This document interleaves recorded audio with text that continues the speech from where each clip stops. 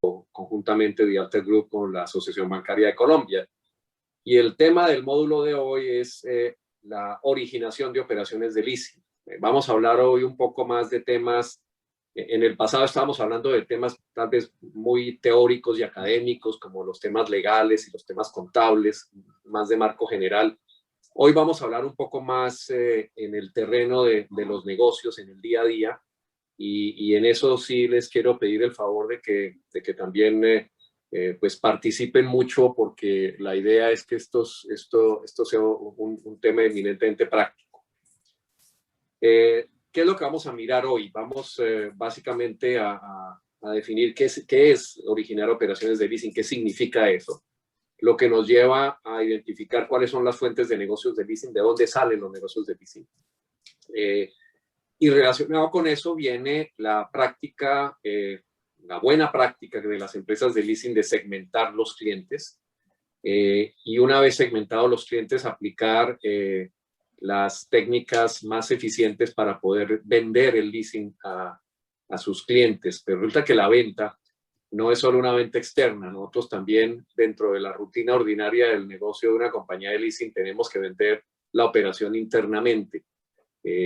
En el caso de ustedes es la labor que tienen los funcionarios de la unidad de leasing del banco para vender la operación al resto del andamiaje bancario, y es tal vez una de las ventas más difíciles que hay que cerrar. Y finalmente, ya cómo llegar a cerrar la operación para poder vincular nuevos contratos a los activos de la compañía.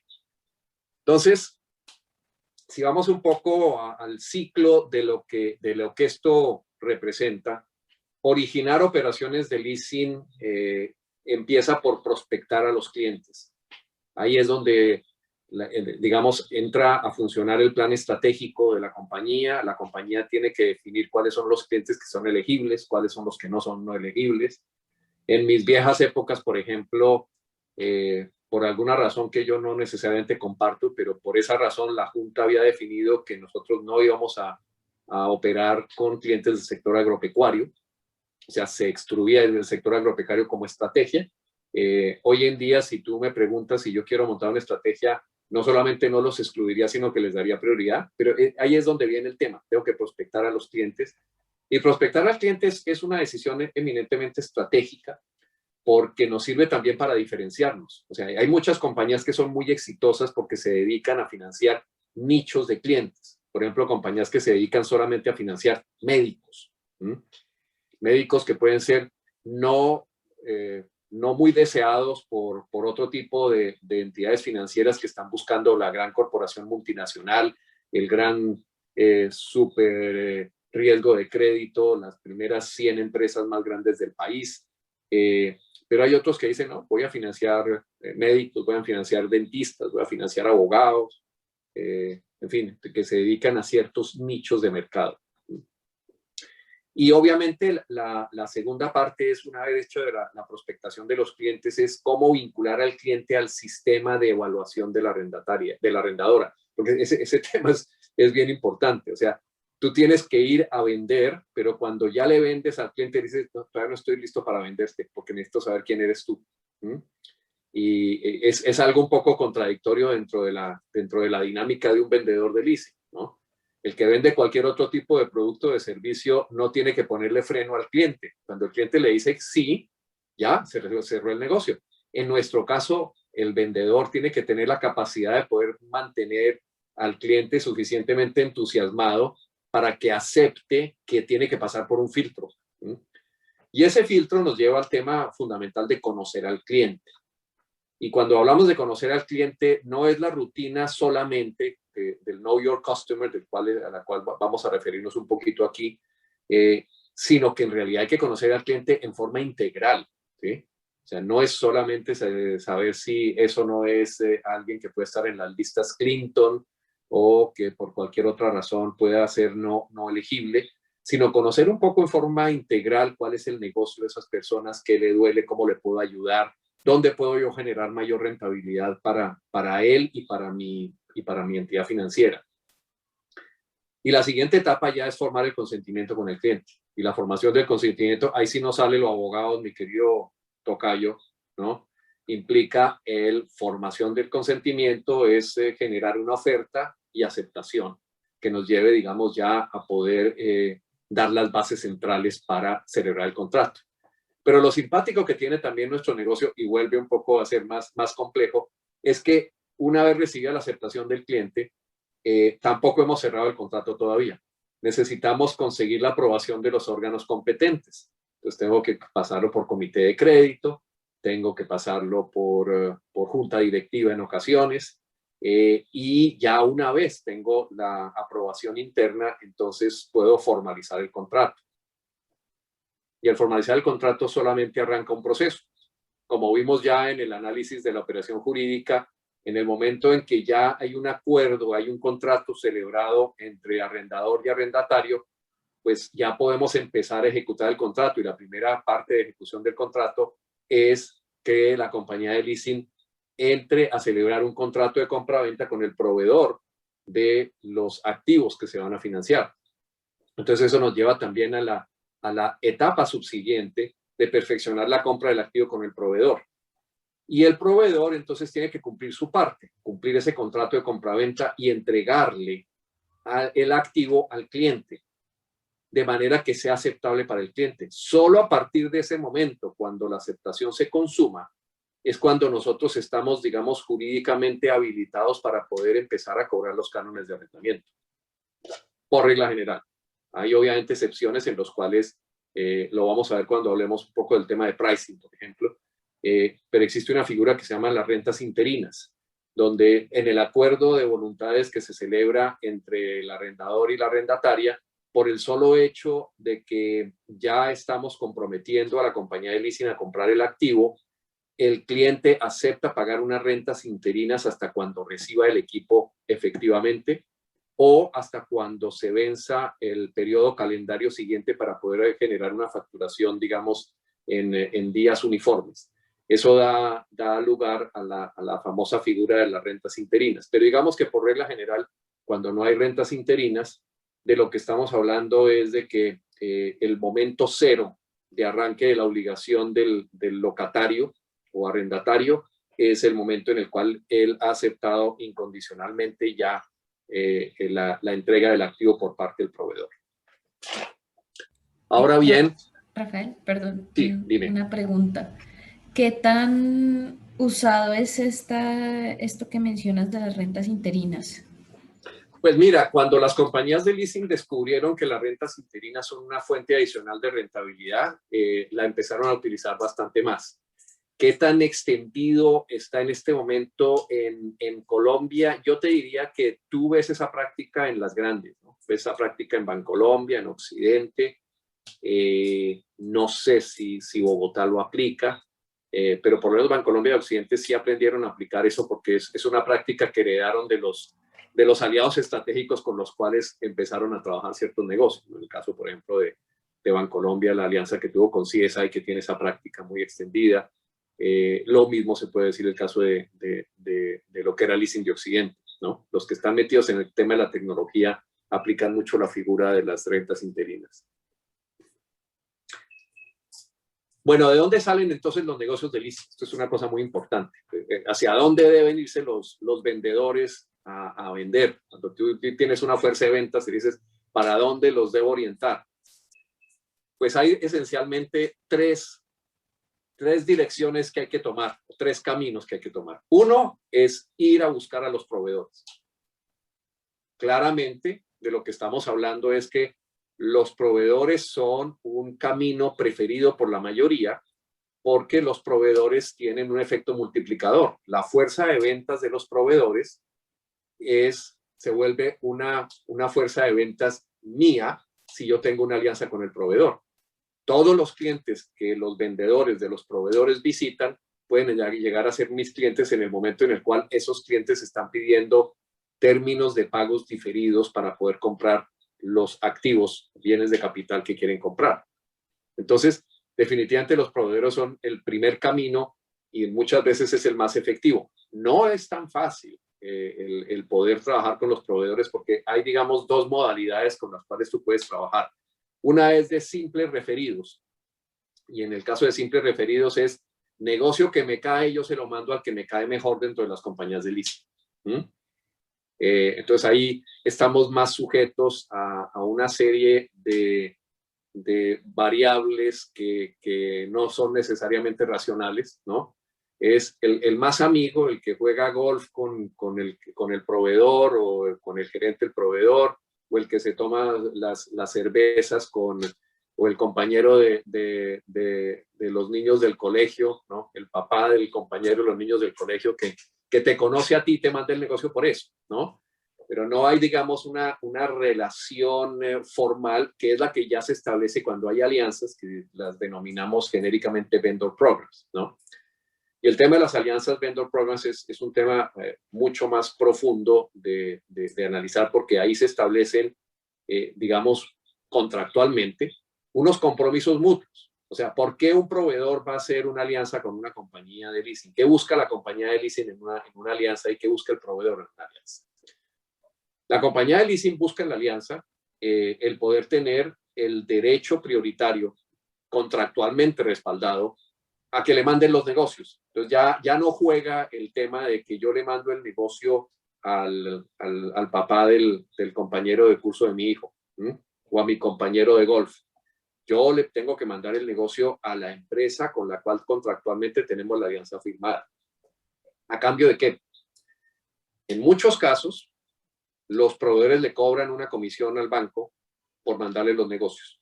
Y en muchos casos, el banco o la compañía de leasing los paga porque es una forma de ahorrar inversiones que tienen que hacer en generar ventas de negocios. Entonces, realmente aceptan pagar. Generalmente se están pagando sumas que pueden ser entre lo que llamamos 50 puntos básicos o 100 puntos básicos, o sea, 0.5% del costo del equipo o 1% del costo del equipo. Claramente, después lo que hace la compañía de leasing es que esa comisión se la traslada dentro del pricing al cliente final. El que termina pagando ese efecto es el cliente final. A veces no hay pago de comisiones, pero lo que hay es un compromiso firme, por ejemplo, de generar unos niveles de aprobación mínimos. O sea, los proveedores necesitan tener certeza que pueden vender de contado, porque esa es la propuesta de valor que le está dando la compañía de leasing al proveedor.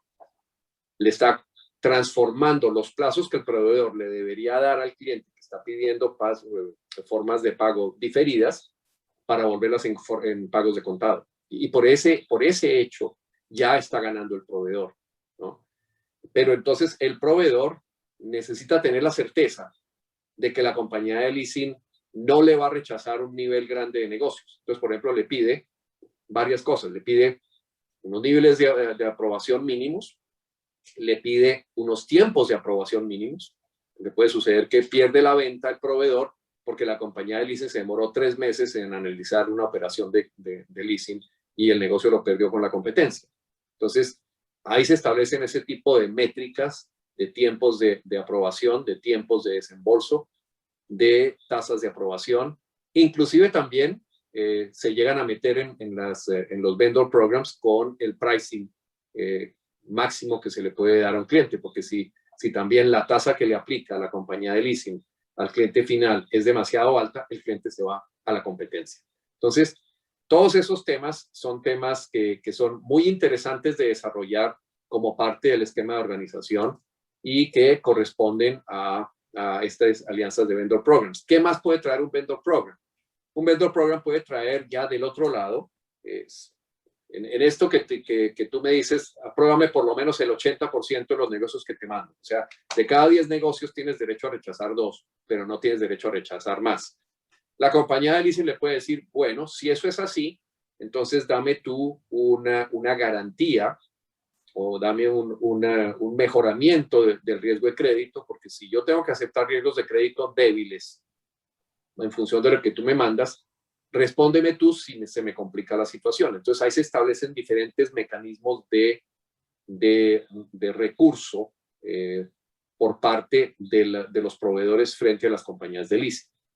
Y esos mecanismos de recurso tienen también, es una negociación interesante porque corresponde en buena parte a lo que las dos partes pueden dar. El proveedor dice, yo te puedo dar recurso, pero no te puedo dar recurso ilimitado, porque si yo te doy recurso ilimitado, la venta que yo estoy registrando como venta de contado, de acuerdo con los principios de contabilidad generalmente aceptados, especialmente con la NIF 15 hoy en día, yo no puedo reconocer el ingreso si yo estoy dándote recurso sobre operaciones que tú estés financiando. Entonces, por ejemplo, ustedes van a encontrar esa reacción de parte de los proveedores, especialmente los grandes, que van a decir, si te voy a dar recurso, tiene que ser un recurso limitado. ¿Y a qué se ha llegado con el tiempo? O sea, al principio de mi carrera, yo me acuerdo que el principal jugador en el negocio de vendor programs era el Citibank Leasing. Pero Citibank Leasing tenía una regla. Ellos trabajaban, por ejemplo, con Caterpillar y Komatsu, trabajaban con la IBM también, y lo que ellos establecían era, si un cliente se me cuelga, tú me recompras el contrato. Le decía a Caterpillar, a Komatsu o a IBM. Con el tiempo, Komatsu, Caterpillar e IBM le dijeron, mira, ya no te puedo aceptar esto. Y en el caso lamentable de Citibank, Citibank perdió esos programas de vendor y llegaron otros jugadores al mercado. Ahí fue, por ejemplo, cuando llegó AT&T Capital, que fue tal vez el más desarrollado en estos temas de vendor programs, y les dijo, bueno, señores, ¿hasta dónde pueden dar ustedes con el tema del recurso? Entonces, consultando con los contadores, los contadores les dijeron, bueno, hay un criterio siempre que es el criterio de la materialidad. O sea, si ustedes materialmente corren el riesgo de que el equipo vuelva a formar parte de su inventario, ahí es cuando presente la NIF 15 les está diciendo, antes no era la NIF 15, sino el FAS 42, pero el principio es el mismo. Si existe el riesgo de que el activo tenga que volver a tu inventario, entonces tú no puedes reconocer la venta. Si existe el riesgo material. ¿Cuándo se elimina la materialidad? Cuando el riesgo es del 10% o menos. Entonces, ¿qué fue lo que se estableció? Se estableció un mecanismo que se llama el pool de pérdida, el loss pool, donde contractualmente en el vendor program, de cada venta que se estaba siendo financiada en virtud del programa, se asignaba un 10%, un 9.9%, porque tenía que ser menos del 10%, un 9.9% de cada venta a un fondo que podía ser teórico o real. O sea, podía ser un dinero llevado a una cuenta bancaria o podía ser simplemente un fondo teórico donde el proveedor generaba una provisión, un pasivo, para destinarlo a comprar contratos que llegaran a ser dificultosos, o sea, que llegaran a ser delincuentes, incumplimientos por parte de los clientes finales. Y eso fue lo que dio origen, digamos, a esta nueva estructura de los llamados los pools.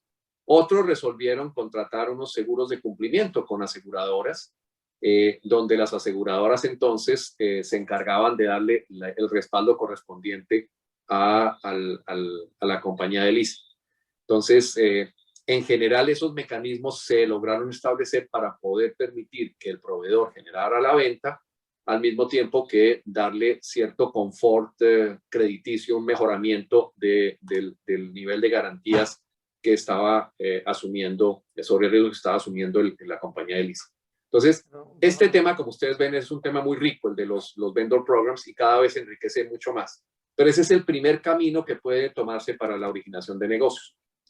El segundo camino es... Una pregunta. Sí, dime, Guillermo. Ahí con esto que cuentas de los vendor programs, en el caso de los seguros, se termina pues encareciendo más el producto. No, es decir, no pasó que algunos negocios se perdieran porque al poner el seguro ya queda muy alta la cuota que va a pagar el cliente y demás, o se logró como equilibrar ahí. Ese es un muy buen punto. Es que ahí entran varias cosas a considerar. Cuando tú hablas de un vendor program, estamos hablando de que las dos partes se comprometen a generar volumen, ¿sí? O sea, un vendor program para 2 o 3 negocios no se justifica, ¿no? Pero cuando tú tienes un proveedor que está generando volumen, voy a poner los ejemplos clásicos eran justamente en la época del boom de los PCs, los vendedores de PC que eran en su momento la IBM, hoy en día Lenovo, Hewlett Packard, Dell, que son digamos, los principales. Después entraban otras marcas al mercado como Asus y demás. Pero digamos, tomando esos tres grandes, Hewlett Packard, Lenovo y Dell, ellos necesitaban vender mucho, tener un volumen muy grande. Entonces, cuando tú tienes un volumen muy grande, o lo puedes tomar también en equipos médicos, con Philips, con Siemens, etcétera, tienes un volumen muy grande, entonces ahí el proveedor puede hacer un sacrificio de los márgenes. O sea, si tú miras cómo es el negocio, eso es algo que inclusive las mismas compañías de leasing muchas veces han cuestionado, porque dicen, mira tú los márgenes brutos que hace Dell sobre los computadores que vende, ¿no? Y Dell puede tener un margen más o menos del 30, 35, 40% de margen mientras que el margen que genera una compañía de leasing nunca es tan alto, ¿no? Es decir, en el mejor de los casos estamos hablando de 4, 5, 7% del valor de la operación, ¿no? Pero ese es cuando es un super margen. En realidad, cuando tú estás compitiendo, las compañías de leasing están haciendo unos márgenes de 3, 4% máximo, ¿no? Entonces, si a ti la compañía de seguros te va a cobrar el 1%, pues claro, se está comiendo la tercera parte de tu margen de utilidad. Entonces, ahí en ese acuerdo se le dice, mira, de tu 35% de él, tú pagas la prima. O sea, tú estás pidiéndome a mí que yo te garantice un nivel de aprobación mínimo de tanto, ¿sí? Yo voy a ser franco contigo y te voy a decir, para mí no me dan los números si yo tengo que asumir el costo del seguro, ¿no? En ese caso toca que tú lo asumas, ¿no? Pero ahí en el seguro, y ya que haces la pregunta es muy buena porque el seguro tiene varios elementos. El primero, el costo de la prima. Pero el segundo es que el seguro nunca cubre el 100% del riesgo. El seguro cubre un porcentaje y siempre hay algo que es o coaseguro o deducible a cargo del asegurado, ¿no? Entonces, en este caso, pues, ¿quién es el asegurado? Y esa es una discusión contractual. ¿Quién es el asegurado? ¿El vendor o la compañía de leasing? ¿No? ¿Cuál de los dos es asegurado? Si el asegurado es el vendor o el proveedor, entonces el proveedor asume la obligación frente a la compañía de leasing de cubrirle la deficiencia que se presenta sobre el incumplimiento del cliente. Si el asegurado es la compañía de leasing, pues obviamente ahí el proveedor sale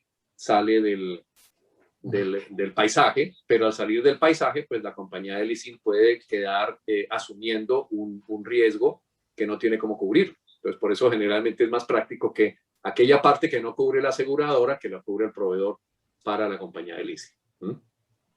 Pero siempre la discusión se da. Hay compañías de leasing que dicen, no tengo ningún problema en asumir yo el riesgo, porque sé cómo manejarlo, ¿no? Okay. Por ejemplo, si le tengo confianza al activo que estoy financiando, en fin, por muchas otras razones. Claro, pero ese es un punto claro ahí. Sí, y en esa estructura de negocio de esas alianzas, el cliente, digamos, se crea como una especie de obligación. Digo, yo soy no sé, una pyme, quiero comprar una máquina. Y el proveedor tiene una alianza, un vendor program con un banco específico. Correcto. Pero de pronto yo, pues por X o Y o Z, tengo una relación ya comercial con otro banco o algo. ¿De alguna forma el negocio queda como canalizado necesariamente hacia ese banco o el cliente siempre guarda como la potestad de... Eso es muy buen punto. La verdad es que cuando el cliente tiene su propio banco, la venta frente al proveedor es una venta de contado, ¿no? O sea, porque el caso de lo que dispara en general la dinámica del vendor program es cuando el cliente le pide al proveedor directamente el financiamiento, ¿no? Ya te ¿sí? entiendo. Pero eso también genera una cosa muy interesante que a nosotros nos ha tocado vivir en varias ocasiones. Una de ellas es que muchas veces los clientes piden que el proveedor les dé plazo para no copar sus líneas de crédito con el sistema financiero. ¿Sí? Y entonces el vendor que tiene un acuerdo con, por decir algo, Bancolombia o Davivienda, ¿no? Pues va a Bancolombia, a Davivienda a referirle a ese cliente, de acuerdo al vendor program. ¿Qué pasa? Pues que el cliente termina en el sistema financiero reportado y consumiendo su línea de crédito. Entonces, muchas veces el cliente le va a decir, no, yo no necesito que usted me consiga el financiamiento con un banco, porque yo tengo todas las líneas de crédito que quiera. Yo no quiero coparme. Usted me tiene que traer o sea, o usted me da el financiamiento directo, o usted consigue a alguien que no esté en el sistema financiero colombiano para que me dé el financiamiento. Y entonces, ese tipo de situaciones que se pueden dar, pues obviamente quedan excluidas dentro de la obligación que tiene el vendor de referirle el negocio al proveedor, ¿no? O sea, aquí sí el principio de que el cliente siempre tiene la razón realmente impera, ¿no? El cliente es el que define primero, y solamente cuando el cliente dice, mira, ahora necesito que tú, proveedor, me ayudes a poderte pagar esto en plazos calentanos, como llamamos a los viejos, ¿no? Entonces, por favor, consígueme la posibilidad o dame la posibilidad de que yo pague en términos diferidos. Y ahí es entonces cuando se dispara la obligación y la dinámica dentro del vendor program. Perfecto. Bueno, y ahora entonces la segunda camino que se sigue, que es un poquito más tortuoso, pero a veces es más eficiente en el largo plazo, es el buscar clientes nuevos. Entonces ahí hay que hacer un esfuerzo de mercadeo, hay que hacer esfuerzos de ventas directas. Vamos a hablar un poquito de lo que se practica generalmente en la industria con respecto a eso. Y hay un tercer camino que es bien importante, sobre todo en compañías que ya o forman parte de una organización bancaria que ya tiene una cartera de clientes propias, o están ya con mucho tiempo en el mercado. Y es que una fuente muy importante de negocio son los actuales clientes, los clientes que hemos tenido, ¿no? Y esos clientes en realidad nos van a generar más negocios en la medida en que nosotros los conozcamos bien y en la medida en que manejemos con ellos eficientemente las comunicaciones, ¿no? O sea, que haya con ellos una buena relación de confianza mutua. Y ahí hay muchas, digamos, cuando hablamos de manejo eficiente de las comunicaciones, sobre todo ahora con el tema de la tecnología, ahí puede radicar una ventaja competitiva de una compañía de leasing solamente por el manejo eficiente de las comunicaciones.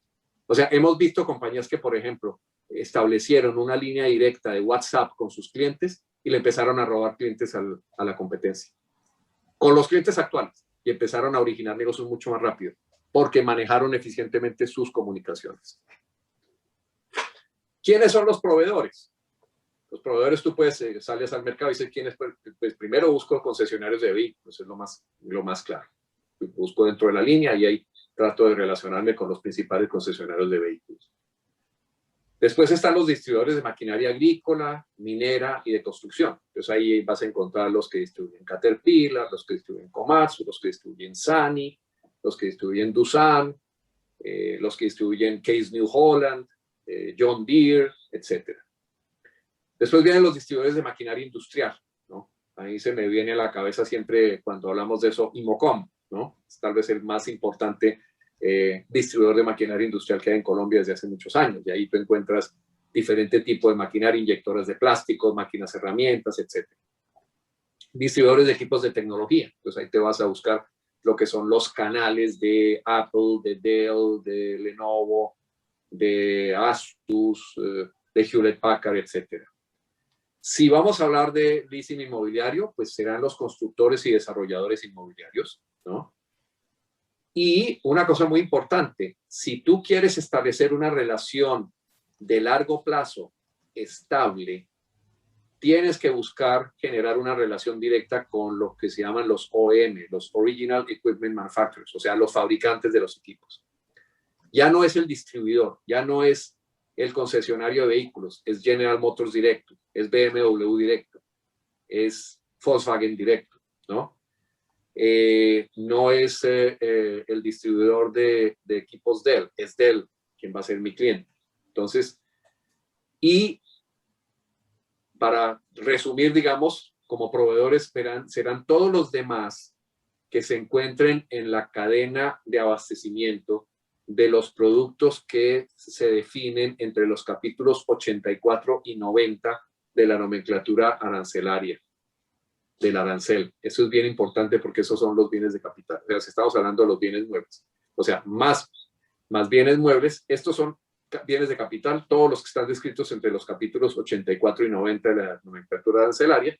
Eso incluye toda clase de maquinaria, incluye vehículos, incluye aviones, incluye barcos, incluye equipos médicos, incluye equipos fotográficos, ópticos, etcétera, etcétera, etcétera. Entonces, eso es, digamos, lo que podemos encontrar nosotros como el universo en el cual uno se puede mover para originar operaciones. Ahora, prospectar los clientes. Prospectar generalmente es la combinación de un ejercicio estratégico y unas acciones tácticas, ¿no? Digamos, el ejercicio estratégico es cuando fijamos el plan estratégico al comienzo de cierto periodo o cuando nos fuerzan ciertas circunstancias como la pandemia a reorientar nuestra estrategia. Esa es una decisión que se toma a nivel de alta gerencia y posiblemente en ocasiones a nivel de junta directiva. Pero ya de ahí tenemos que hacerlo, digamos, a nivel de comité, a nivel de grupos que vamos a ejecutar la estrategia y esa prospectación la manejamos en función de lo que podríamos llamar nosotros como una matriz, donde en el eje de X puedes poner los sectores que quieres financiar, en el eje de Y los equipos que quieres financiar. Entonces yo, ¿qué quiero financiar? Quiero financiar al sector agrícola, al sector transporte, al sector de la construcción, minería, energía, tecnología, equipos médicos, hotelería y turismo, manufactura. Pero a esos sectores les puedo financiar diferentes tipos de equipos. Por ejemplo, en la agricultura puedo financiarles equipo agrícola, tractores, pero también puedo financiarles computadores. Puedo financiarles equipo de telecomunicaciones, ¿no? Entonces, ahí, digamos, empiezo yo a prospectar hacia dónde me quiero yo mover, ¿no? Quiénes son los sectores que yo quiero perseguir, cuáles son los clientes que puedo perseguir. Colombia es uno de los pocos países de América Latina, les quiero decir con toda claridad y con toda sinceridad, es uno de los pocos países que tiene acceso a unas bases de datos muy útiles para este tema de prospectación de clientes. Por ejemplo, tú puedes ir y entrar a mirar las estadísticas de importaciones de bienes de capital que la DIAN publica periódicamente y te da el detalle completo. Quiénes han sido los mayores importadores y si tú ya los segmentas por las posiciones arancelarias entre el 84 y el 90, obviamente vas a tener un universo más reducido, pero ya eso te empieza a dar las guías de quién está importando esos equipos. Algunos serán proveedores, otros pueden ser usuarios finales. Todos ellos necesitan financiación por leasing. Y ahí es entonces donde tú tienes que definir el segundo componente de la prospectación de los clientes. ¿Qué tipo de cliente quieres? ¿Quieres financiar solo grandes empresas? ¿Quieres financiar pymes? ¿O quieres financiar una combinación de las dos? Yo les cuento que un poco una secreta receta que tuve en el pasado, lo que hicimos nosotros para hacer el turnaround que les comentamos de Leasing Gran Colombiana fue generar una combinación de las dos. Nosotros necesitábamos tener la gran empresa como cliente porque eso nos atraía recursos financieros. Acuérdense que en esa época nosotros no teníamos acceso muy fácil a la captación de dinero del público. Pero aun cuando uno tenga acceso a la captación de dinero del público, es importante poder tener una combinación importante de la calidad del portafolio. Entonces, atraíamos a la gran empresa, pero la gran empresa tiene un problema, que los márgenes que yo puedo hacer con la gran empresa son muy reducidos, porque el poder de negociación de la gran empresa es muy grande. Si yo hago unos márgenes muy altos con la gran empresa, voy a perder el negocio, porque alguien de mi competencia va a bajar el margen con tal de quedarse con el negocio. Entonces yo voy a tener que soportar unos niveles de márgenes muy bajos con la gran empresa, lo cual equilibro con las pymes. Las pymes no tienen el poder de negociación que tiene la gran empresa, yo puedo hacer márgenes mejores con las pymes. Por eso, el ideal desde el punto de vista de prospectación es tener una buena mezcla, ¿no? De pronto aplicar una especie de Pareto, donde el 20% de mi cartera sean grandes empresas y el 80% sean pymes, de manera que esos me den una rentabilidad equilibrada. Entonces, eso nos da alguna idea de cómo podemos nosotros prospectar nuestros clientes. Pregunta, Rafa. Está la variedad de como actividades, digamos, que se pueden financiar con leasing, ¿no? Ya que tú eres el dueño del activo, pues en la operación, ¿ha ocurrido que las empresas se especializan como por tipo de activo o casi no? Por ejemplo, hay una compañía de leasing súper especializada en cosas para el agro, otra vehículos, otra maquinaria amarilla, no sé, estoy inventando. O es usual que más bien lo que tú dices, lo miro como por tamaño del cliente y le ofrezco independiente como del activo que él requiera. Pues Guillermo, la verdad es que lo que nosotros hemos visto es que a medida que maduran los mercados de leasing, se va dando más campo para la especialidad. Entonces tú vas encontrando que hay compañías que se han venido especializando en ciertos rubros. Por ejemplo, en Holanda, y no sé si sea un poquito también por la configuración de la economía, pero los más importantes jugadores que en este momento existen en Europa y en el mundo, en un rubro específico, el de la agricultura, son el Rabobank y de la Gelanden, que es la compañía de leasing de Rabobank. Hoy en día se llama DLL. Y ellos se especializaron en agricultura. ¿Por qué? Bueno, esencialmente porque Holanda es un país muy agrícola, ¿no? Entonces, a raíz de Rabobank surgió como resultado del movimiento cooperativo que se dio entre los agricultores holandeses, luxemburgueses y belgas, que empezaron a crear una estructura de autofinanciamiento, por decirlo así. Y ahí fue como surgió el Rabobank. Con el curso de los años, nace de la Gelanden como una compañía especializada en el ramo de, de agricultura. Perdón. Cuando fue creciendo, y eso es lo interesante que tiene esto, porque a veces como que se agranda, digamos, la especialización a veces se vuelve una tendencia única, a veces la diversificación se vuelve una tendencia, ¿no? Entonces llegó un momento en que De la Gelanden creció tanto que creó un negocio de financiamiento de vehículos y esencialmente de flotilla. Y llegó a ocupar uno de los puntos, de los niveles más altos entre las compañías más grandes especializadas en flotilla, con una compañía que era filial de la Gelanden que se llamaba Alton. Y hace unos 5 años, De la Gelanden y Rabobank tomaron la decisión, un poquito presionados por el Banco Central Europeo, entre otras cosas, ¿no? El Banco Central Europeo le empezó a respirar en la nuca a Rabobank diciéndole: usted tiene que sanear un poquito más su nivel de riesgo y su relación capital-riesgo. Está demasiado diversificado. Entonces dijeron, ok, perfecto. Y sacaron a la venta Alton, y Alton la compró la Mercedes-Benz. Entonces hoy en día Daimler-Benz es dueña de Alton, que fue fundada por De la Gelanden. Pero, ¿y cuál es entonces el negocio de especialidad de De la Gelanden? Agrícola. O sea, tú ves, De la Gelanden es el principal financiador a nivel mundial de AGCO, que es la compañía, el OEM de Massey Ferguson. Todos los tractores Massey Ferguson, la maquinaria Massey Ferguson, es producida por AGCO, y a nivel mundial la financia De la Gelanden. Inclusive De la Gelanden financia esa maquinaria en Colombia a través de leasing internacional originado desde Chile. Eso es una cosa muy interesante tener en cuenta. Originado desde Chile, porque con el tratado de doble tributación que existe entre Colombia y Chile, las rentas de leasing operativo que se pagan a Chile no están sujetas a retención en la fuente, en virtud de ese tratado de doble tributación. Entonces, muchos habrán notado que existen cierto tipo de maquinarias o de equipos que están fuera de la órbita de financiamiento por parte de las compañías de leasing que pertenecen a la asociación bancaria, porque tienen un competidor que les trabaja desde Chile, ¿no? Pero ese es un tema importante, ver cómo sí, la especialidad se da en muchas compañías, se especializan en un tipo de activo en particular. Entonces vas a encontrar entonces ya el fenómeno de las captives. Claramente las captives se concentran en financiar lo que ellos producen. Entonces, por ejemplo, y eso también da unos ejemplos estratégicos interesantes. Tú encuentras a Hewlett Packard Financial Services, HP Financial Services, financia solamente computadores. Lo que es simpático es que HP Financial Services antes financiaba solamente computadores Hewlett Packard. Hoy en día tú encuentras en el portafolio de HP Financial Services computadores Lenovo, Dell, etc. Y te preguntas ¿por qué?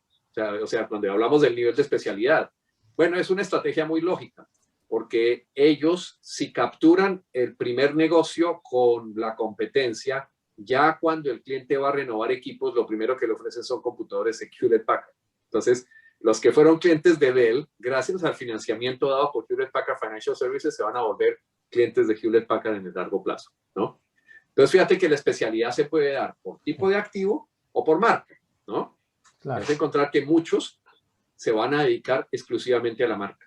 Entonces, ¿Cuál es, digamos, el desenlace final o el resultado final de todo este análisis? Es que sí, a medida que el mercado se sofistica más, vas a encontrar más especialistas. Esos especialistas, además, tienen la tranquilidad de que conocen mejor el activo que están financiando. Como lo conocen mejor, pueden tomar mayores riesgos sobre el activo que están financiando y por lo cual están ofreciendo un mejor servicio al usuario final, ¿no? Pero a veces puede suceder que las estrategias pintan a que es un mejor negocio no meter todos los huevos en la misma canasta y ojalá en la canasta no haya solo huevitos, sino otras cosas, de manera que haya una diversificación. Entonces, la diversificación es también una estrategia de manejo de riesgo. Entonces, fíjate que tú vas encontrando cómo las estrategias pueden, digamos, intercalarse de una a la otra, pero indudablemente lo que tú sí encuentras es que hay una tendencia clara a poder buscar la especialización en activos y en sectores porque se conocen mejor y se manejan mejor. Bueno, el siguiente paso entonces ahora es cómo se vincula el cliente al sistema de aceptación del arrendador. Y más en el caso de que estamos hablando, estamos sujetos a unas regulaciones muy estrictas por parte de la superintendencia financiera. Y principalmente lo primero es el Know Your Customer, que implica dar cumplimiento al SARLAF, el Sistema de Administración de Riesgo de Lavado de Activos y Financiamiento del Terrorismo.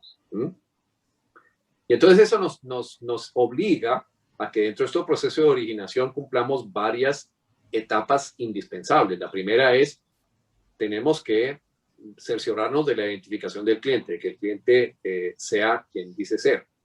Esto parece ser muy obvio, pero yo les cuento que tuve varios casos de fraude que tuvimos que afrontar de gente que falsificaba los certificados de la Cámara de Comercio de una compañía, utilizando en su momento fotocopiadoras para hacer traslapos de unos y otros. Entonces yo aparecía como representante legal de General Motors y presentaba ese certificado y firmaba un contrato a nombre de General Motors, ¿no? Me sacaba un vehículo de último modelo para mi compañía, Company Car, y me iba y me perdía, ¿no? Porque yo no era el representante legal de General Motors. ¿No? Varios casos. Entonces la identificación del cliente es importantísima, ¿no? Si es persona jurídica, hay que llegar hasta el beneficiario real. ¿Quién es el dueño realmente que está detrás de esta compañía? ¿No? Antes, en mis épocas, eso era pecado preguntar quiénes son los socios, ¿no? Y generalmente los clientes se ponían hasta se enojaban con uno, se levantaban de la mesa y yo voy a hacer el negocio con alguien que no me pregunte eso. Pero ya hoy en día todos los bancos tienen obligación de entender quién es el beneficiario real de las compañías. Y por lo tanto es parte de la rutina que tenemos que hacer. Ya hoy en día, afortunadamente, la tecnología nos permite hacer dos cosas. La primera cosa que nos permite hacer la tecnología es verificar la identidad del cliente con sus propios documentos de identidad, registrándolo, comparando con las bases de datos que hay en el registro mercantil, que ya es público. Entonces tú puedes comparar el certificado que yo te entregué con el que puedes bajar inmediatamente de internet de la Cámara de Comercio y decir, oye, mira, aquí hay una discrepancia, ¿no? El representante legal de la General Motors no es Rafael Castillo, es Guillermo Alarcón, ¿no? Entonces, ojo, ¿sí? Fíjense lo que está diciendo aquí el certificado de la Cámara de Comercio. Entonces, ya afortunadamente con el uso de, porque eso lo podemos hacer manualmente, pero ya hoy en día existen sistemas que nos permiten hacer esto digitalmente. Automáticamente el sistema hace ese chequeo, verifica que la persona que se identificó es quien dice ser. Es el portador de la cédula de ciudadanía que está inscrita en la Registraduría Nacional del Estado Civil, ¿sí? Eso lo podemos hacer con la ayuda de los sistemas, ¿no? Igual, el segundo paso, al verificar el cliente, los funcionarios de la compañía, los socios y el beneficiario real en las listas internacionales, en lo que llamamos nosotros la lista Clinton. Igual también, ya hay una cantidad de aplicaciones digitales que nos permite hacer eso en tiempo real. Ellos van y barren y visitan la lista Clinton. Y si no, pues si tú vas, por ejemplo, a la página de la OFAC, de la Office of Foreign Assets Control, tú puedes hacer la búsqueda manualmente y te saca los resultados en cuestión de segundos, ¿no? Entonces ya es cuestión de imprimir los resultados de tu investigación y llevarla al fondo, ¿no?, del cliente. De ser posible calificar el carácter del cliente, cuando veamos el módulo 5, veremos que nosotros desarrollamos una metodología para calificar el carácter del cliente, pero hoy en día digamos que la calificación del carácter del cliente se auxilia por la información que te da el buró de crédito, principalmente Data Crédito, o TransUnion, lo que tenía CIFIN, que hoy en día es de TransUnion, que también te da una idea de unos parámetros para medir el carácter del cliente. ¿Por qué es importante eso? Lo vamos a ver ya cuando entremos al tema de crédito. El carácter del cliente determina tal vez el factor más importante, más determinante del riesgo de crédito. Ahora, hay que conocer el negocio del cliente. Es importantísimo conocer el negocio del cliente. Entonces, eso implica, nosotros tenemos que conocer cuál es el mercado objetivo en el cual se está moviendo este cliente, poder hacer un análisis de fortalezas, debilidades, oportunidades y amenazas a las cuales se enfrenta el cliente, cuáles son las cadenas de valor. Ahora, especialmente importante, cuando vino la pandemia, varios negocios pusieron de manifiesto las vulnerabilidades que tenían a que las cadenas de valor, cuando estaban importando productos, por ejemplo, de la China, y se cerraron los despachos desde la China en el primer mes de la pandemia, esas empresas se quedaron sin inventario, se quedaron sin capacidad de poder vender, quedaron claramente afectadas por la pandemia. Entonces, entender las cadenas de valor es importante, entender qué tan vulnerables son a cualquier circunstancia extraordinaria como puede ser una pandemia, es un ejercicio que hay que hacer en forma clara. E identificar quién es el beneficiario de los productos finales del cliente, ¿no? O sea, quiénes son los clientes más importantes que tienen. Conocer a la competencia, conocer la demanda del mercado y hacer un test preliminar de riesgo reputacional, legal y operacional. Eso es importante, muy pocas empresas lo hacen, o sea, muy pocas compañías de leasing, muy pocos bancos lo hacen, pero es muy importante. Hay que revisar primero cómo está la reputación de ese cliente, cómo está organizado desde el punto de vista legal y cómo está operacionalmente organizado, porque tú puedes tener un cliente que tenga muy buenos balances, pero un desorden interno tremendo y te va a incumplir, ¿no? Entonces, esos son elementos importantes dentro del conocimiento del crédito del cliente. Y viene después la evaluación del riesgo de crédito, a la cual no me voy a referir ahora porque tenemos una sesión larga y profunda, que va a ser la siguiente, sobre la cual vamos a hablar del riesgo de crédito, ¿no? Una pregunta, Rafa. Ahí la implicación de que haya una, ¿cómo lo llamas? PEP, persona expuesta públicamente. Sí, políticamente expuesta. Políticamente expuesta. Digamos, ¿eso qué riesgos genera? Que pueda haber más visibilidad si hay un problema o qué, digamos, ¿cuál es como la delicadeza que implica trabajar con una persona políticamente expuesta? Esa es una muy buena pregunta. Yo te diría, hay esencialmente varias. O sea, una de ellas es que lamentablemente una persona políticamente expuesta está más sujeta al riesgo de ser acusada por corrupción que el que es un simple ciudadano privado, ¿no?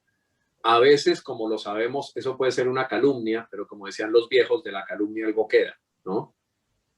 O sea, cuando tú ya estás relacionado en la gran prensa o en la W, sale que determinado banco financió a Pablo Escobar, ya, como siempre sucede, la noticia, el titular le queda en la cabeza a la gente, la rectificación queda en la página final del periódico, ¿no? Entonces, es un tema en el cual, digamos, hay un tema de riesgo reputacional. Existe las personas políticamente expuestas por tener poder político, pueden ejercer influencias para lograr aprobaciones que sean indebidas. Entonces, digamos, frente al regulador y frente a los supervisores de riesgo de crédito, ese tipo de operaciones tienen que ser revisadas con mucho cuidado por los méritos que tienen, ¿no? En ciertos casos, es decir, cuando se trata de una entidad privada y yo estoy empezando un negocito, como no soy políticamente expuesto, de pronto el banco se puede dar el lujo de financiar mi startup porque no va a generar un escándalo. En el peor de los casos van a tener que castigar la cartera si yo fracaso. Pero si yo soy político y aprobaron la operación, el día que uno de mis enemigos políticos levante el debate, ¿no?, en las respectivas entidades públicas o en la prensa, el que queda realmente salpicado es la entidad. Entonces, esas son una de las razones. Principalmente, vas a ver, en el fondo tiene que ver con temas de compliance, tiene que ver con riesgo reputacional. Al final del día eso es lo más importante, el riesgo reputacional de la entidad financiera. Okay. Bueno, y entonces ya para conocer el cliente integralmente, pues hay que evaluar el carácter, como lo vamos a ver en nuestra próxima sesión, entender la historia de la empresa y el negocio, o sea, de dónde viene, para dónde va, qué sentido tiene todo lo que ha hecho, qué sentido tiene los cambios que ha sufrido la empresa en los últimos años, ¿no? Eso es muy importante entenderlo. O sea, cuando tú dices, bueno, ¿por qué la IBM es hoy en día lo que es? ¿No? Cuando empezó a ser una compañía que vendía calculadoras, ¿no?, y máquinas de escribir. Y hoy en día es entonces la principal proveedora de inteligencia artificial. Nada que ver, pero ¿por qué llegó donde llegó? ¿No? ¿Y por qué vamos hacia donde vamos? ¿Por qué, cómo se llama lo que era la nacional de chocolates? Nutresa. ¿Por qué Nutresa es hoy en día lo que es? ¿No? ¿Y cuál es su historia? Precisamente que empezó siendo la compañía nacional de chocolates, empezó a ser Industrias Alimenticias Noel.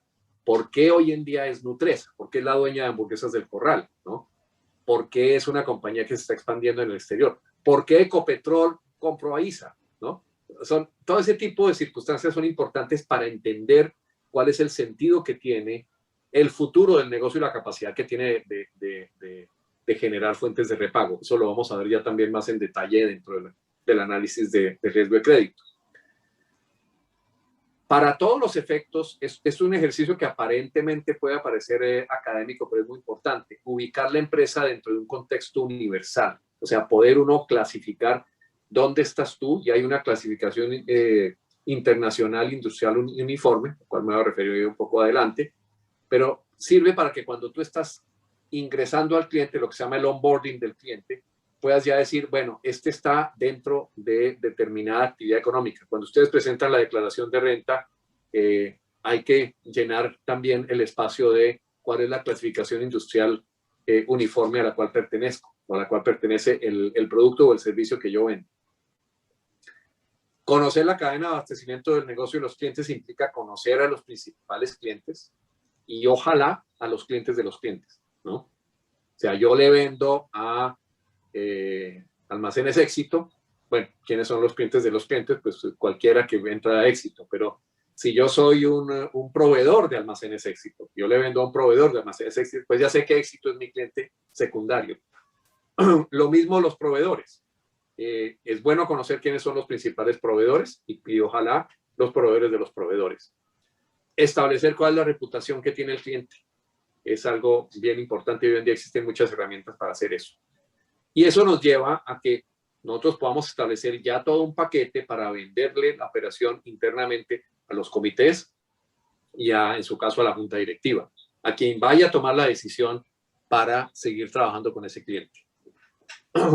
Y aquí viene parte de lo que es la segmentación de los clientes de leasing. Esto que a nivel internacional se llama el SIC, es lo que estaba hablando, que es la clasificación industrial, clasificación internacional industrial uniforme, es el mismo SIC. Entonces tú puedes ver que cada actividad tiene estos dígitos y la escala existe, digamos, a nivel mundial. Te permite segmentar un poco y va un poco a la pregunta que hacías antes, Guillermo, ¿no? O sea, ¿en qué sector está trabajando el cliente? En el sector de agrícola, agroindustria,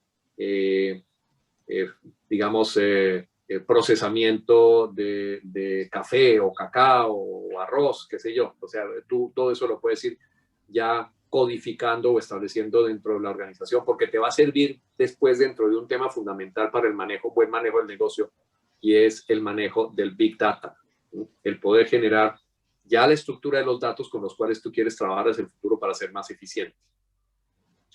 Y ahí, en el momento en que cada empresa define su propia segmentación de sus clientes objetivos, porque eso es un tema, digamos, muy individual de cada una de las compañías de leasing, vale la pena analizar preliminarmente el potencial de inversión que tiene cada uno de esos clientes y, por lo tanto, cuál es el potencial de negocios de leasing que me puede generar.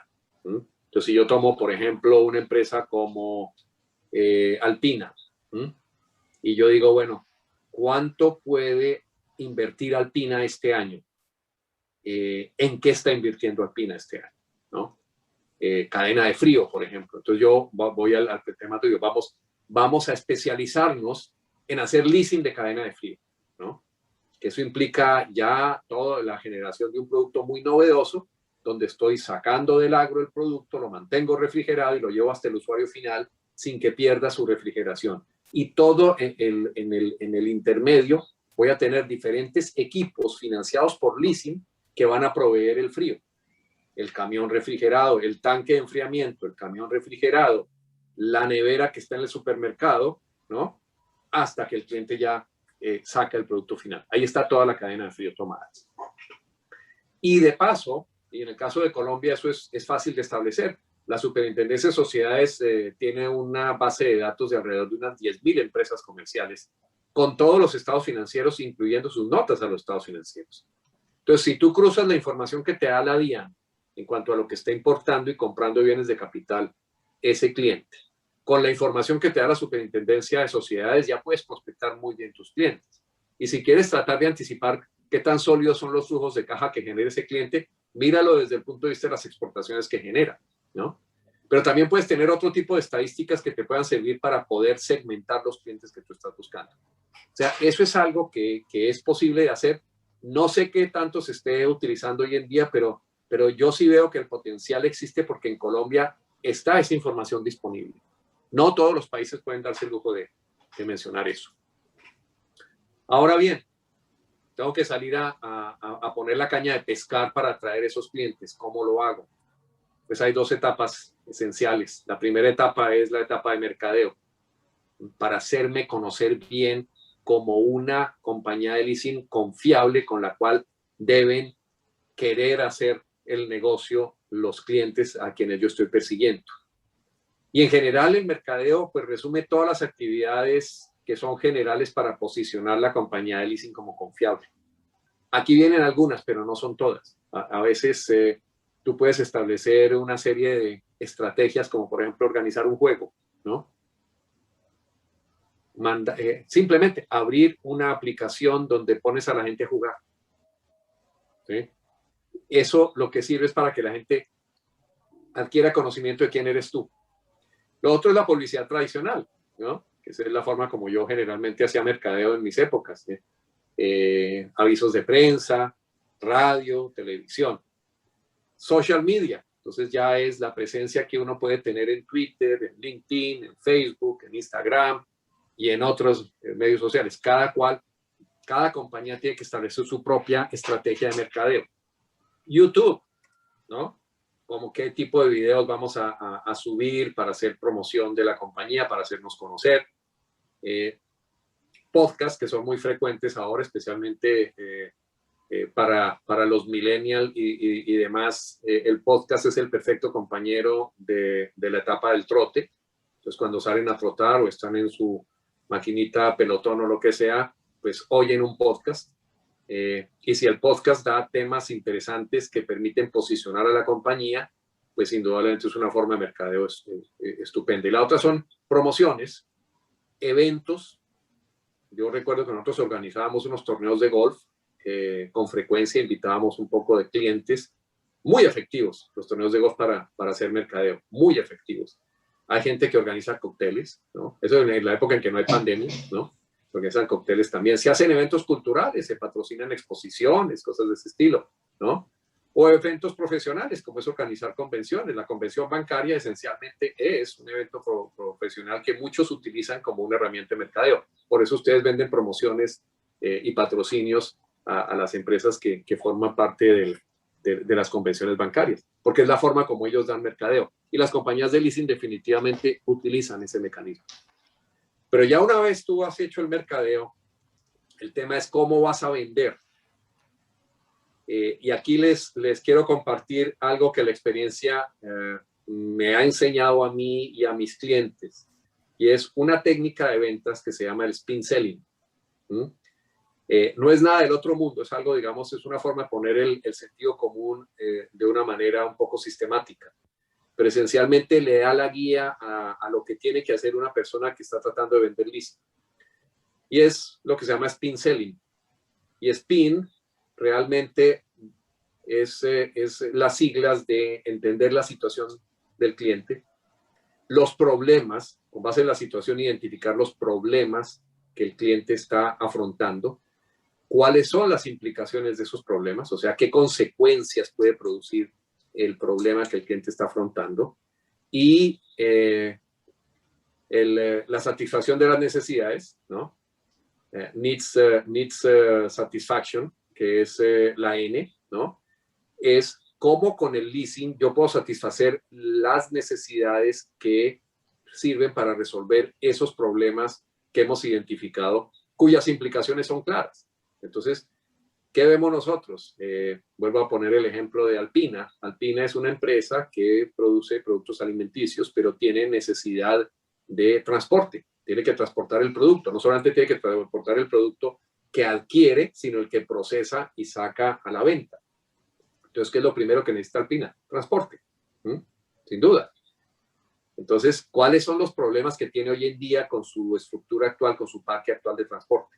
Ah, que contamina mucho. Ok, entonces le va a ofrecer camiones eléctricos por leasing, de manera que ellos bajen su contribución a la generación de carbono, que se vuelvan cero neto carbono, ¿no? Para ellos puede ser muy importante el ser cero neto carbono. ¿Por qué? Porque la contaminación que hoy pueden estar generando les puede impedir el poder acceder a ciertos supermercados multinacionales como Carrefour, que impone como obligación que sus proveedores tengan una estrategia de cero carbono. O puede establecer o cerrarles el acceso a líneas de crédito internacionales, porque los banqueros internacionales pueden también establecer como uno de los covenants el que las compañías tengan una estrategia de cero carbono. Entonces, eso implica que tú necesitas camiones eléctricos, yo te los ofrezco por leasing. Entonces, es una forma de utilizar esa herramienta analítica, simplemente sentarse uno a mirar cuál es la situación que tiene el cliente, cuáles son los problemas que afronta ese cliente, cuáles son las implicaciones de esos problemas y cómo el leasing puede servir para satisfacer esas necesidades. Ahora, esencialmente, hablemos un poquito de la situación. La verdad es que la fuente en general de un negocio de leasing es la necesidad que tiene nuestro cliente prospecto de una herramienta. Esa herramienta puede ser hardware, puede ser un equipo, pero puede ser también software. Y vamos a encontrar en muchos casos, no es necesariamente el activo tangible, el intangible también, ¿no? Yo necesito generar e invertir en un software para hacer mucho más eficiente el sistema de distribución domiciliaria, ¿sí? Ahora que con la pandemia me tocó cerrar los almacenes, yo tengo que invertir en software para hacer posible que puedo capturar clientes que antes venían al supermercado, ahora tienen que venir online. Entonces tengo que invertir en ese software. ¿Qué puedo hacer yo como compañía de leasing? Yo puedo ayudarle a financiarle ese software, pero entonces es la primera parte que yo tengo que definir. En el caso del leasing, la situación siempre es cuáles son las herramientas que el cliente necesita. Ahora, en la práctica, uno se encuentra con que las necesidades de los clientes, a veces los clientes son conscientes de que las tienen, a veces no. O sea, tienen la necesidad, pero no lo saben. Y eso es lo que lleva a diferenciar la necesidad entre una necesidad explícita y una necesidad implícita. En un curso de ventas que tomé hace muchos años con Carvajal entrenaba ese, lo que nos decía Carvajal era que la forma eficiente de cerrar una venta es volver explícita una necesidad implícita. Entonces, esa es parte de la labor que hay que hacer. Hay que llevar como explícita la necesidad implícita. Entonces, la labor de lo que llamamos el front office, que es la fuerza de ventas, es entender y acompañar al cliente en el proceso de definir la mejor solución para esa necesidad explícita, cuando la necesidad es explícita. O sea, yo no tengo que perder el tiempo tratando de despertar a mi cliente y decirle, oiga, despiértese que usted tiene una necesidad y no se ha dado cuenta. Cuando el cliente ya se ha dado cuenta, entonces trabajemos en ver cómo yo le puedo dar la solución. Pero cuando el cliente no se ha dado cuenta, entonces hay que generar una estrategia para que el cliente se dé cuenta primero de esa necesidad y una vez ya se dé cuenta, pues vamos al proceso de decirle, ok, ahora le quiero decir que este problema puede resolver. Volvemos al mismo ejemplo que les daba de Alpina. Alpina puede no ser consciente, por ejemplo, de la importancia de tener una estrategia de cero carbono. Pero cuando tú lo vas concientizando que con el tiempo las tendencias generales de sus socios de negocios, que Carrefour está en su último informe anual definió que solamente va a comprarle a proveedores que tengan una estrategia de cero carbono. Entonces ya le estás diciendo, ¿sabías eso? Salió publicado en el informe anual, ¿no? El Financial Times sacó un artículo, aquí te lo mando.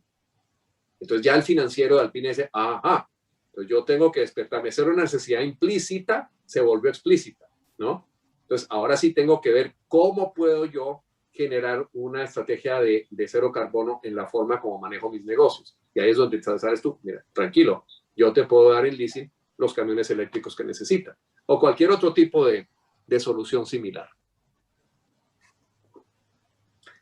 Ahora, con respecto al problema, que es bastante más complejo el problema porque que lo que les estoy... Los problemas tienen múltiples dimensiones y las dimensiones en realidad son desafíos tecnológicos, psicológicos, organizacionales y económicos que tiene el cliente para tener acceso a adquirir la herramienta, ¿sí? Tecnológicos son claramente, yo tengo un gap tecnológico, o sea, tengo una organización demasiado manualizada y, o sea, meterme a dar un brinco y adquirir un activo de alta tecnología puede ser un error en este momento si mis empleados, si mi organización no está preparada para eso.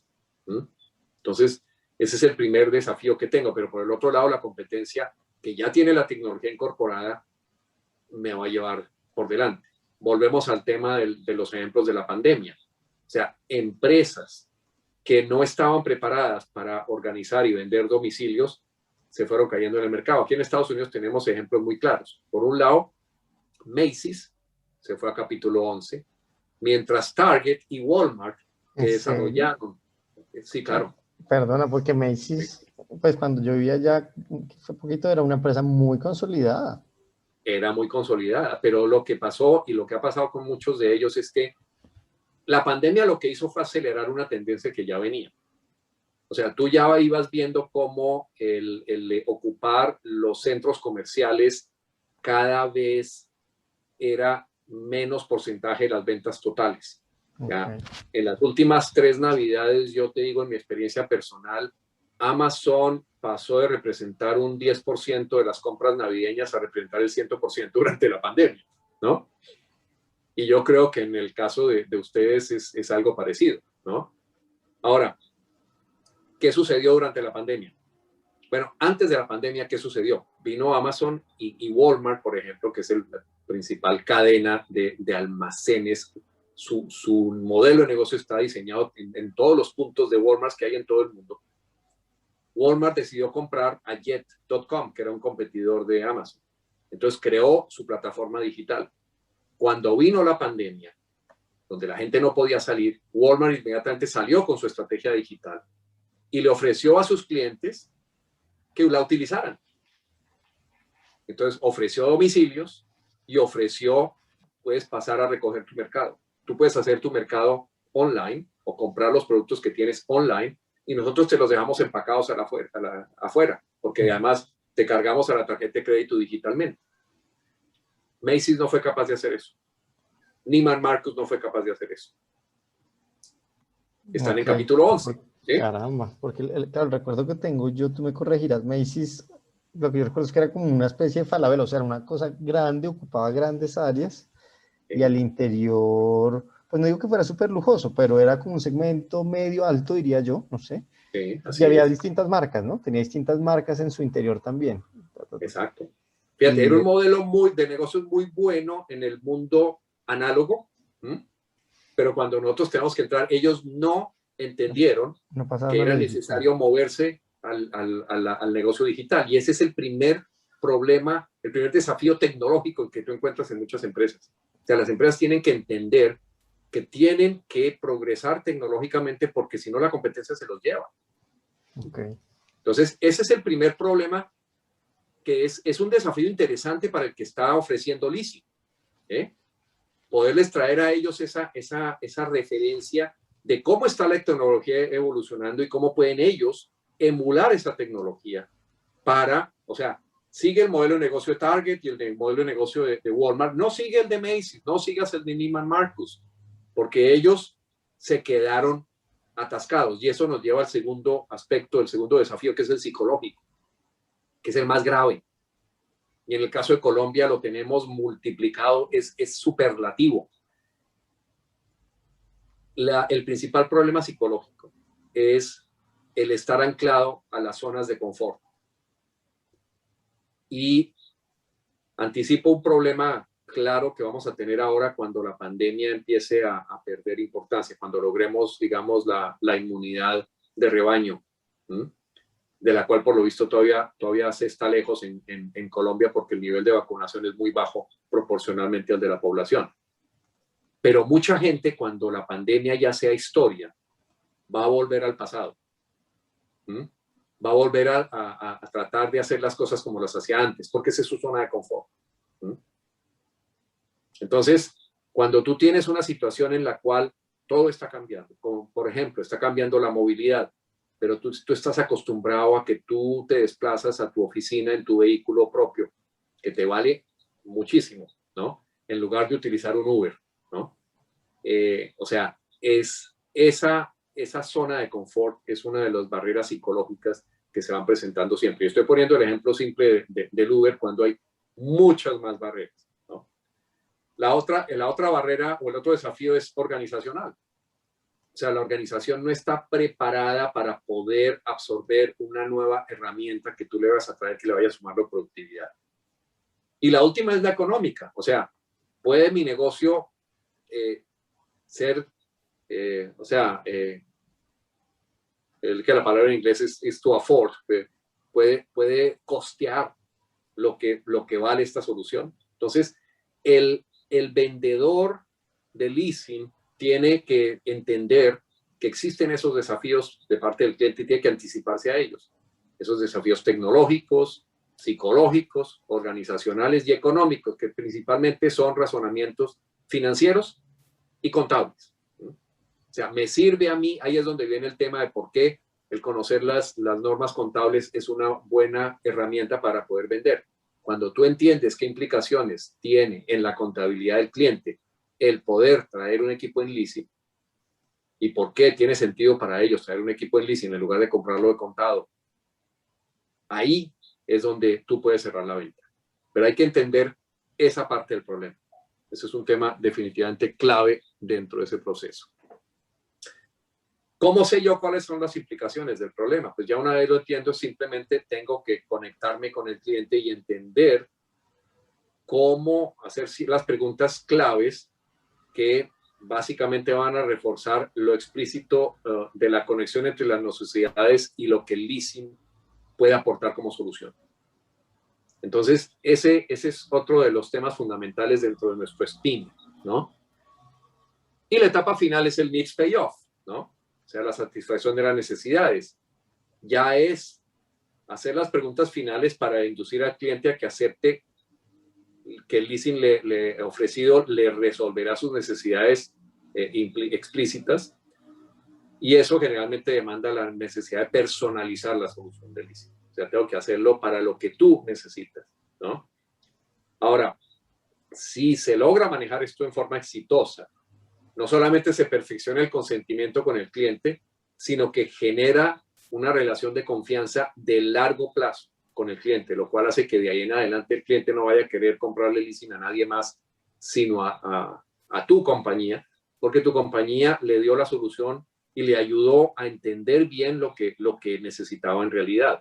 Entonces, ese es, digamos, parecería ser muy elemental, pero no lo es. O sea, no muchas personas, no muchas compañías utilizan esta estrategia. Yo con los años aprendí que era la mejor, ¿no? Ahora ya logramos enamorar al cliente. Ahora llegamos con una buena noticia a nuestra compañía, a nuestro banco, y pues lo que les pasa a ustedes cuando llegaban con las notas del colegio donde sus padres, ¿no? Ustedes muy contentos porque han sacado un 3,5 y habían pasado cuando el resto de la clase se había rajado, pero llegan donde el papá y le dice, solo 3,5. Yo estaba esperando que me trajeras un 5, ¿no? Entonces aquí más o menos tenemos el mismo proceso. Ah, lograste cerrar el negocio con Alpina. No sé si me interesa ese negocio. Entonces, ya cuando tú tienes enamorado al cliente. Entonces es muy importante hacer esta segunda etapa. ¿Cómo debo yo entender mi propia organización? ¿Cómo funciona? ¿Qué tan alineado estoy como vendedor con la estrategia general que tiene? ¿Sí? Porque tú llegas de pronto al banco y el banco dice, ¿sabes qué? Industria de alimentos no me interesa.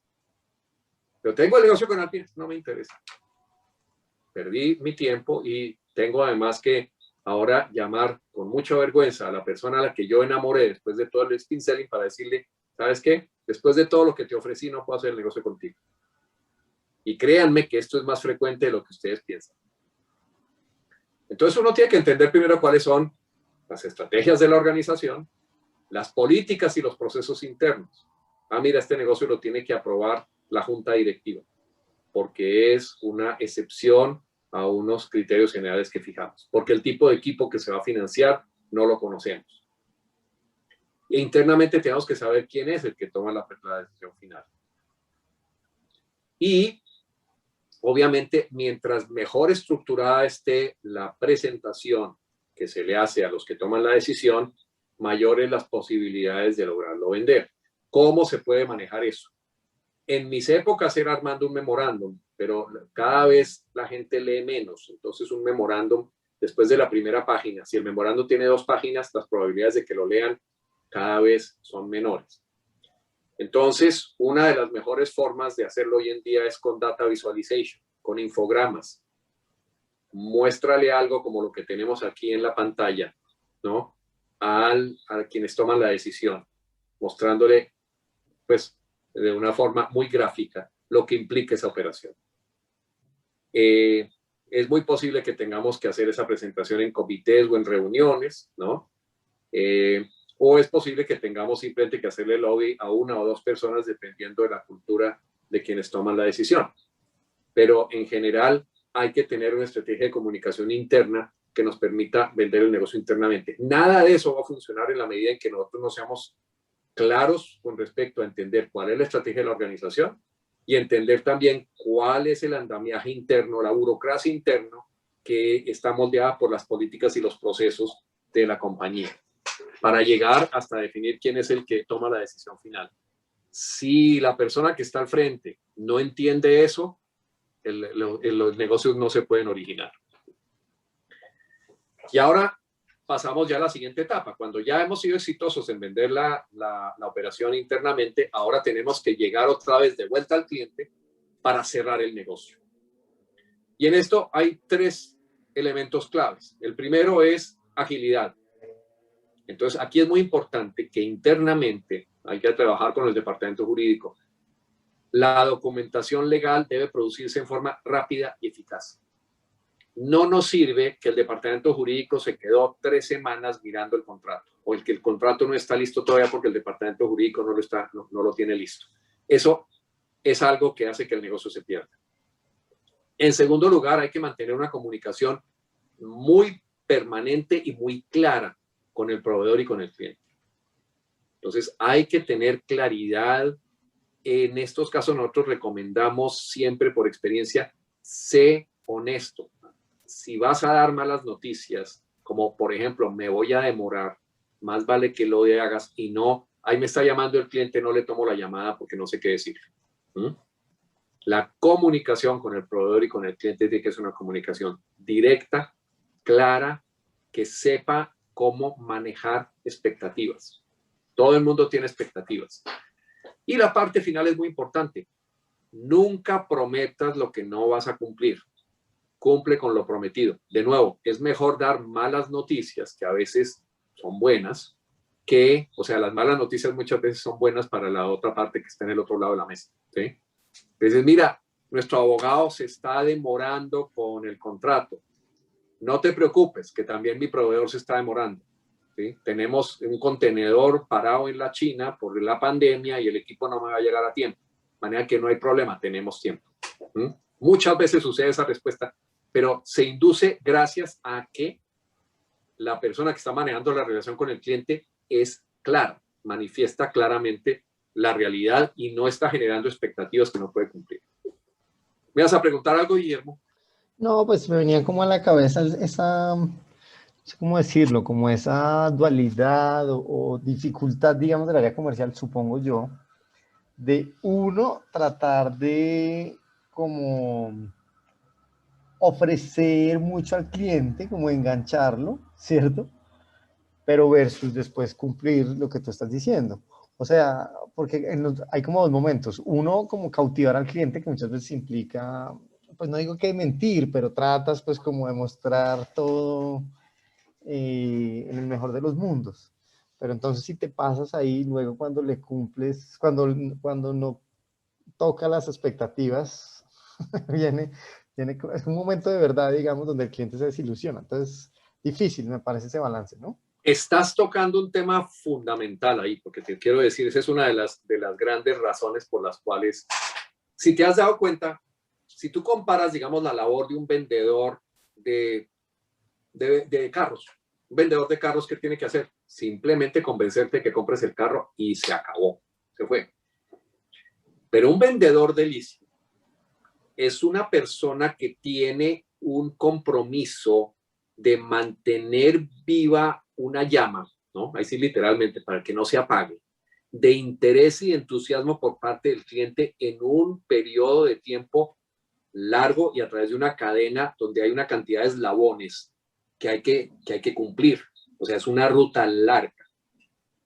El tener la capacidad de mantener esa llama prendida es una capacidad que muy pocas personas tienen, que muy poco entrenamiento además se da en todas inclusive en las universidades y en la escuela de la vida, que hace que las personas que están en lo que llamamos nosotros el front office, en la fuerza de ventas de los bancos y de las compañías de leasing, vendiendo leasing, tienen que tener unas condiciones técnicas y profesionales muy especiales.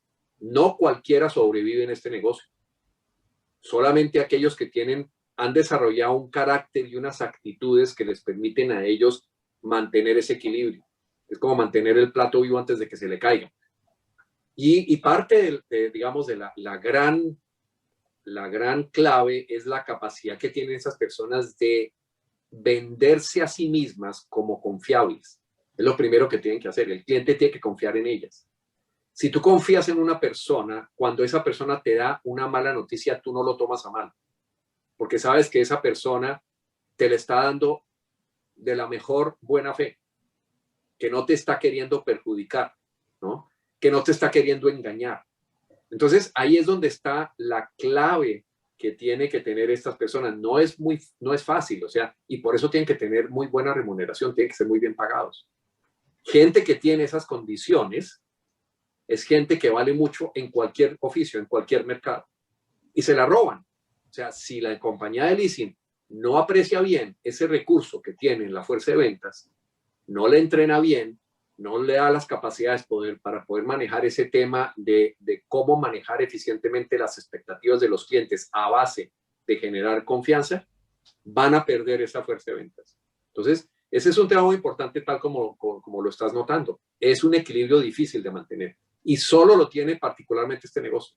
Cualquier otro negocio, manejar las ventas es muy fácil, pero para este negocio es muy difícil por lo que tenemos que hacer tanta cosa. O sea, yo tengo que enamorar primero al cliente, después de enamorarlo tengo que decirle todavía no estoy listo, tengo que vender internamente el negocio, después tengo que volver y tengo que cumplir unas etapas más para llegar al cierre, ¿no? Y eso nos lleva a muchas otras circunstancias. Aquí brincamos al tema donde mi tocayo va a despertarse, que es tenemos que completar este cierre con el perfeccionamiento jurídico de la adquisición del bien. ¿Y cómo sucede eso? Digamos, en el leasing general, o sea, en general en todos los productos, se hace mediante lo que los abogados llamamos la tradición, que es la entrega de los bienes con la intención de enajenarlos, de transferir la propiedad. Generalmente se documenta en una factura que puede estar precedida o no de una orden de compra. Muchas veces en el proceso ordinario que se va desarrollando, las compañías de leasing le emiten unas órdenes de compra, generalmente condicionadas al proveedor, pero eso sirve para que el proveedor ya, digamos, le adjudique ese negocio a la compañía de leasing mientras se cumplen todos los trámites para poder cerrar el negocio, ¿no? A veces es el cliente quien le ha dado la orden de compra al proveedor, pero en ese caso el cliente le cede a la compañía de leasing la orden de compra para que sea la compañía de leasing la que termine de ejecutar la compra correspondiente. Pero digamos, esa es la regla general en la mayor parte de los activos. Hay obviamente ciertos activos que tienen excepciones o ciertas modalidades que tienen excepciones, y esas son el leasing inmobiliario, el leasing de importación, el leasing de vehículos automotores y el leasing de otros bienes sujetos a registro. Entonces, en el inmobiliario, que es lo que llaman tu sweet spot, Guillermo, claramente la tradición se perfecciona mediante el registro de la escritura pública en la Oficina de Registro de Instrumentos Públicos, ¿no? Que a su turno la escritura pública es lo que solemniza la compraventa que se celebra. Entonces ahí, digamos, el título es la escritura pública, el modo es la tradición, que es el registro en la Oficina de Instrumentos Públicos, ¿no? Y la escritura pública puede incluir el leasing, ¿no? El leasing en sí mismo no es solemne, pero la escritura pública lo puede contener. Ahora, ahí hay una serie de temas en los cuales no me he metido todavía, que los veremos cuando hablemos de los temas fiscales, pero creo que tú estás más familiarizado que yo sobre el impuesto al consumo, el impuesto de registro, todos los costos adicionales que se dan a través de estas diferentes operaciones. Pero digamos, desde el punto de vista práctico, lo importante es entender que cuando se está originando, que es lo que estamos hablando, la operación de leasing, el negocio se perfecciona en el momento en que se registra la escritura en la oficina de registro, por lo menos la propiedad que adquiere la compañía de leasing. En el leasing de importación, la tradición se perfecciona de acuerdo con los Incoterms. Ahorita voy a compartirles cómo son los diferentes Incoterms. Pero para efectos prácticos, lo que la experiencia nos ha enseñado es que en el leasing de importación, la operación o bien está precedida por una promesa de contrato de leasing o por un contrato de leasing que contiene la promesa de adquisición de uso por parte de la locataria y por tanto también la promesa de la compañía de leasing de adquirir el bien de parte del proveedor del exterior. Porque tengan en cuenta ustedes que el bien no ha llegado, el bien está todavía, quizás no lo ha fabricado el mismo proveedor original, pero ya tenemos el leasing de importación, ya hicimos el leasing de importación y muchas veces en el leasing de importación la compañía de leasing asume el pago de todos los gastos inherentes a la importación. Entonces, ahí vamos a mirar cómo se refleja eso, por ejemplo, en el pricing, lo vamos a ver en el capítulo de pricing, en la módulo de pricing, pero lo importante aquí es desde el punto de vista del cierre del negocio. El cierre del negocio se da en el momento en que se consume la tradición mediante las diferentes Incoterms que se han adoptado. La tradición de los vehículos automotores se da mediante la entrega del vehículo y el registro en el organismo de tránsito que lo reporta al RUNT, al Registro Nacional Automotor, salvo derechos transitorios de terceros de buena fe según las normas del Código Nacional del Tránsito. Y la tradición de aeronaves y embarcaciones, que son otros bienes sujetos a registro, se hacen también mediante la inscripción de la escritura pública, en el caso de las aeronaves, en el Registro Aeronáutico Nacional, que lo lleva el Aerocivil, y en el caso de las embarcaciones mayores, en la Capitanía de Puerto correspondiente, ¿no? Entonces, digamos, es simplemente para entender cómo se termina de cerrar el negocio y cómo desde el punto de vista práctico los abogados van a considerar que la operación está originada en el momento en el cual la compañía de leasing adquiere la propiedad del bien desde el punto de vista jurídico. Ahora, ¿cuáles son los Incoterms? ¿No? Esta es una gráfica que realmente es muy útil tenerla. Yo se las voy a pasar con la presentación. pero en realidad está demostrando cómo las diferentes modalidades de compraventas internacionales van generando o van consumando la tradición en diferentes etapas. Entonces, y eso lo va señalando la parte derecha de la barra azul, ¿no?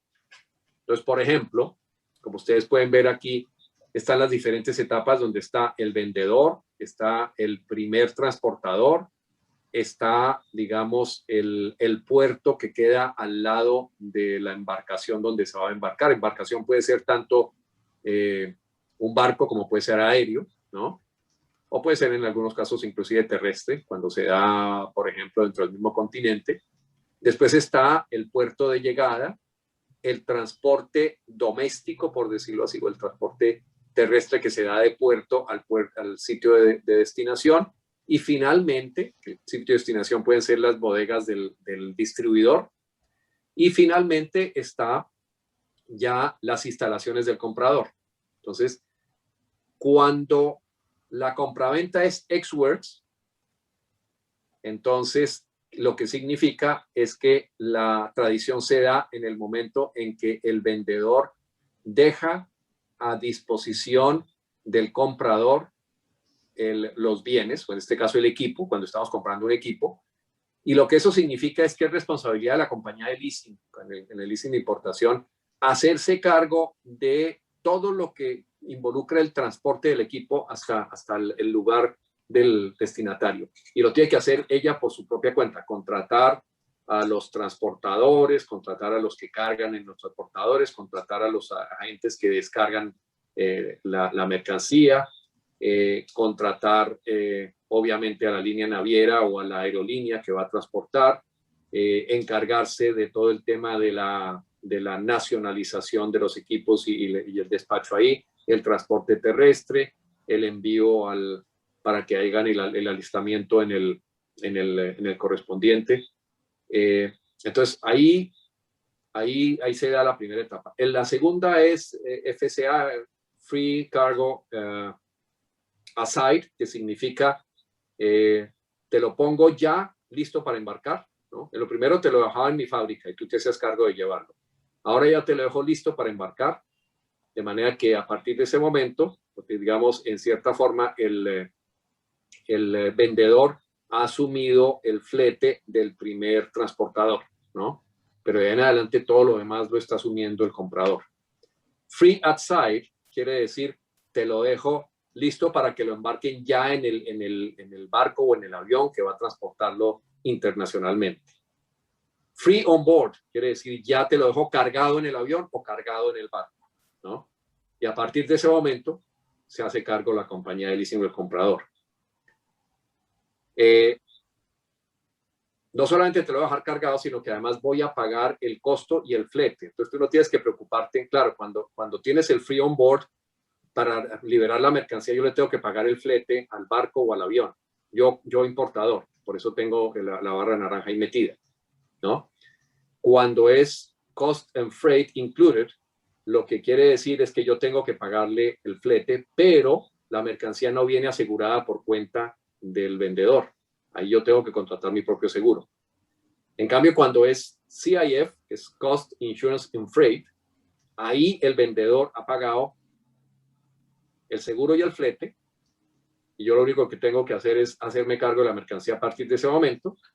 Y por eso generalmente la mayor parte de las operaciones que se celebran, sobre todo el leasing de importación, son bajo esta modalidad CIF. Tan frecuente es esa modalidad CIF que es la base para el cálculo de los tributos aduaneros, de los derechos de aduana, ¿no?